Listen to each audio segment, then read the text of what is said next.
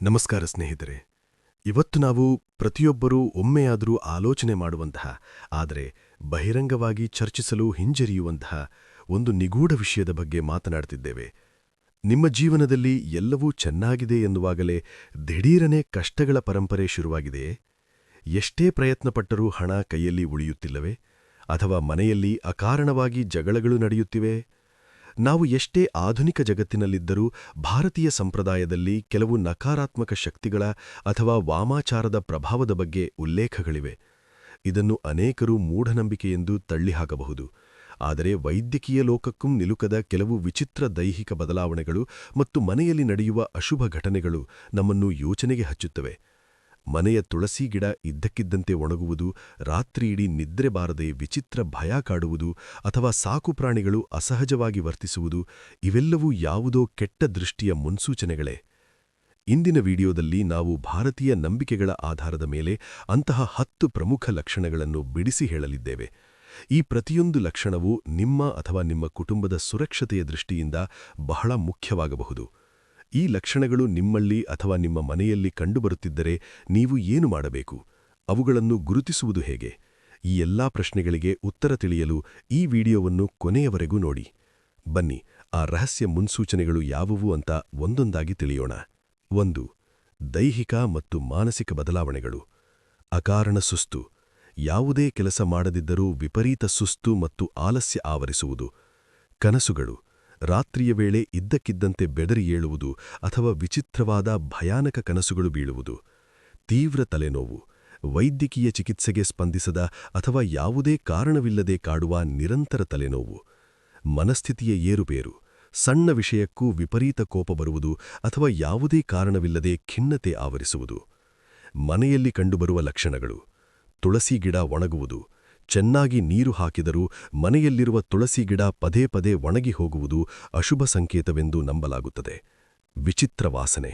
ಮನೆಯಲ್ಲಿ ಎಲ್ಲಿಂದ ಬರುತ್ತಿದೆ ಎಂದು ತಿಳಿಯದಂತಹ ಕೆಟ್ಟ ಅಥವಾ ವಿಚಿತ್ರವಾದ ವಾಸನೆ ಬರುವುದು. ಸಾಕುಪ್ರಾಣಿಗಳ ವರ್ತನೆ.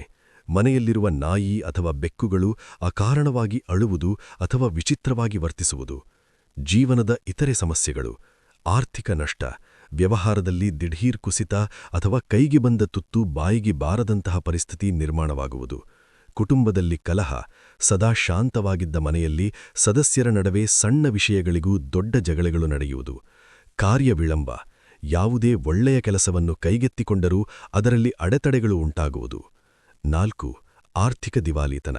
ಕಷ್ಟಪಟ್ಟು ದುಡಿದ ಹಣವು ಉಳಿಯದಿರುವುದು, ಅನಿರೀಕ್ಷಿತ ನಷ್ಟಗಳು ಸಂಭವಿಸುವುದು ಮತ್ತು ಸಾಲದ ಸುಳಿಗೆ ಸಿಲುಕುವುದು. 5. ಆರೋಗ್ಯದಲ್ಲಿ ಏರುಪೇರು. ಮನೆಯಲ್ಲಿ ಒಬ್ಬರಾದ ಮೇಲೆ ಒಬ್ಬರಿಗೆ ಅನಾರೋಗ್ಯ ಕಾಡುವುದು ಮತ್ತು ಆ ಕಾಯಿಲೆಗಳಿಗೆ ವೈದ್ಯಕೀಯ ಚಿಕಿತ್ಸೆಯಿಂದ ಯಾವುದೇ ಗುಣಮುಖ ಕಾಣದಿರುವುದು. 6. ತಿನ್ನುವ ಅಭ್ಯಾಸದಲ್ಲಿ ಏರುಪೇರು. ಇದ್ದಕ್ಕಿದ್ದಂತೆ ಹಸಿವು ಮಾಯವಾಗುವುದು ಅಥವಾ ಅತಿಯಾದ ಹಸಿವಿನಿಂದ ವಿಚಿತ್ರವಾಗಿ ಆಹಾರ ಸೇವಿಸುವುದು. ಆಹಾರದ ರುಚಿ ವ್ಯತ್ಯಾಸವಾಗಿ ಅನಿಸುವುದು. 7. ಸದಾಕಾಲ ಯಾರೋ ಹಿಂಬಾಲಿಸುತ್ತಿರುವ ಭಾವನೆ. ಮನೆಯಲ್ಲಿ ಒಬ್ಬರೇ ಇದ್ದಾಗಲೂ ಯಾರೋ ನಿಮ್ಮನ್ನು ಗಮನಿಸುತ್ತಿದ್ದಾರೆ ಅಥವಾ ನಿಮ್ಮ ಹಿಂದೆ ಯಾರೋ ನಡೆಯುತ್ತಿದ್ದಾರೆ ಎಂಬ ಭ್ರಮೆ ಕಾಡುವುದು. 8. ಮನೆಯ ಗೋಡೆಗಳ ಮೇಲೆ ವಿಚಿತ್ರ ಕಲೆಗಳು. ಮನೆಯ ಗೋಡೆಗಳ ಮೇಲೆ ಎಣ್ಣೆಯಂತಹ ಜಿಡ್ಡು ಅಥವಾ ಕೆಂಪು ಬಣ್ಣದ ಕಲೆಗಳು ಅಕಾರಣವಾಗಿ ಕಾಣಿಸಿಕೊಳ್ಳುವುದು. 9. ವಂಶಪಾರಂಪರ್ಯ ಬೆಳವಣಿಗೆಗೆ ಅಡೆತಡೆ. ಮನೆಯಲ್ಲಿ ಮದುವೆ ವಿಳಂಬವಾಗುವುದು ಅಥವಾ ಸಂತಾನ ಭಾಗ್ಯಕ್ಕೆ ಅಕಾರಣವಾಗಿ ಅಡೆತಡೆಗಳು ಎದುರಾಗುವುದು. 10. ಚರ್ಮದ ಮೇಲೆ ವಿಚಿತ್ರ ಗುರುತುಗಳು. ಯಾವುದೇ ಪೆಟ್ಟು ಬೀಳದ್ದರೂ ಮೈಮೇಲೆ ಅಲ್ಲಲ್ಲಿ ನೀಲಿ ಅಥವಾ ಕೆಂಪು ಕಲೆಗಳು ಕಾಣಿಸಿಕೊಳ್ಳುವುದು. ಸ್ನೇಹಿತರೆ, ಇವತ್ತು ನಾವು ಚರ್ಚಿಸಿದ ಈ 15 ಲಕ್ಷಣಗಳು ನಮ್ಮ ಸಮಾಜದಲ್ಲಿ ಮತ್ತು ಹಿರಿಯರ ನಂಬಿಕೆಯಲ್ಲಿ ಅನಾದಿ ಕಾಲದಿಂದಲೂ ನಡೆದು ಬಂದಿವೆ. ಆದರೆ ನೆನಪಿಡಿ, ಈ ಎಲ್ಲಾ ಲಕ್ಷಣಗಳಿಗೂ ಕೇವಲ ವಾಮಾಚಾರವೇ ಕಾರಣವಾಗಿರಬೇಕಿಲ್ಲ. ಅನೇಕ ಬಾರಿ ಮಾನಸಿಕ ಒತ್ತಡ, ದೈಹಿಕ ಕಾಯಿಲೆ ಅಥವಾ ಮನೆಯ ವಾಸ್ತುದೋಷಗಳೂ ಇಂತಹ ಪರಿಸ್ಥಿತಿಗೆ ಕಾರಣವಾಗಬಹುದು. ಹಾಗಾಗಿ ಯಾವುದೇ ಭಯ ಅಥವಾ ಆತಂಕಕ್ಕೆ ಒಳಗಾಗುವ ಮೊದಲು ಸರಿಯಾದ ವೈದ್ಯಕೀಯ ಚಿಕಿತ್ಸೆ ಮತ್ತು ತಾರ್ಕಿಕ ಆಲೋಚನೆ ಮಾಡುವುದು ಬಹಳ ಮುಖ್ಯ. ನಿಮಗೂ ಅಥವಾ ನಿಮ್ಮ ಆಪ್ತರಿಗೂ ಇಂತಹ ಅನುಭವಗಳು ಎಂದಾದರೂ ಆಗಿವೆಯೇ? ಅಥವಾ ಈ ಬಗ್ಗೆ ನಿಮ್ಮ ವೈಯಕ್ತಿಕ ಅಭಿಪ್ರಾಯವೇನು?